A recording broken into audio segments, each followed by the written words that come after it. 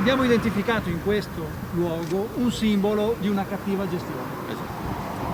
Una cattiva gestione del tema dei migranti, una cattiva gestione del tema della pandemia e in fin dei conti insomma un uso strumentale anche di questa situazione. Ex caserma Serena di Dosson, dove 244 tra migranti e operatori sono ad oggi positivi al Covid-19, emblema di un sistema che ha fallito per il candidato di centrosinistra alla presidenza del Veneto Arturo Lorenzoni, che da Casier lancia un invito ai leader delle forze politiche che lo sostengono: vengano qui, dice, questa è una vergogna nazionale. Dobbiamo attivare dei percorsi di integrazione diversi, in cui la dignità delle persone sia rispettata e in cui ci sia effettivamente la possibilità di un inserimento lavorativo, di un inserimento sociale. Io credo che sia la prova di un modello che deve essere superato velocissimamente con delle nuove regole e con il superamento dei decreti Salvini che